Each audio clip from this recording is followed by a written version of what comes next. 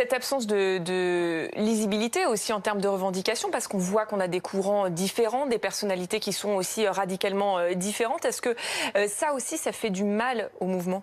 Sans doute, mais c'est aussi, je vais vous dire de manière très directe, un mouvement qui est un attrape-tout de la colère, pour une raison simple, c'est qu'il est la traduction exacte de ce qu'a théorisé un maître international du lavage de cerveau qui s'appelle Steve Bannon, qui a d'ailleurs abouti à ce que le président Trump soit élu aux États-Unis. Eh bien, c'est exactement ce que nous vivons ici, c'est-à-dire l'idée qu'il faut coaliser les colères contre les institutions pour qu'elles soient remises en cause. Et puis d'ailleurs, on retrouve la même obsession, le même jeu avec les symboles antisémites qu'on les retrouve ici dans une partie des Gilets jaunes. Et donc, c'est ce qu'ils sont structurellement. Et d'ailleurs, ce même Steve Bannon s'était félicité que Paris brûlait. Et donc, il ne faut pas s'étonner aujourd'hui à ce que leur illisibilité, que nous pouvons nous percevoir, les observateurs, comme étant une incohérence ou un handicap, soit pour eux un véritable atout.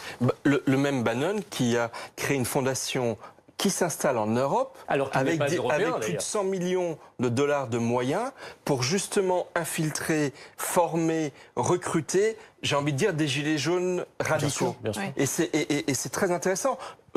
Chalençon, Christophe Chalençon, qui était sur tous les plateaux de télévision, c'est lui qui a été rencontré par M. Di Maio, le vice-président italien, et son collègue Castaldo du Parlement européen. C'est-à-dire ils ont choisi... Et c'est lui qui disait il y a quelques jours qu'il y avait des paramilitaires qui étaient prêts à intervenir. Voilà, et assassiner le président de la République. Pour être très précis, c'est ce qu'il a... Il n'a pas dit assassiner le président de la République. Il a clairement dit, j'ai lu attentivement et écouté et retranscrit ses propos tellement ils étaient graves, parce que la réalité c'est qu'ils étaient extrêmement graves, c'est qu'il disait que certains préparaient une possibilité d'assassinat du président de la République.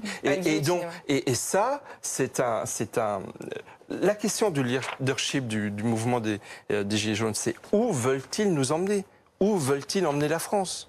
Parce que c'est une chose d'exprimer sa colère, mais c'en est une autre de savoir où on va, ce qu'on propose pour la France. Il y a des élections européennes qui arrivent. Que proposent ces leaders, les Gilets jaunes et ce qui, moi, me choque terriblement, c'est que ce soit Jacqueline Moreau, que ce soit Ingrid Levavasseur, que ce soit Aïk Chanian, qui est aussi passé sur les plateaux, ils n'ont aucune proposition concrète pour construire notre pays.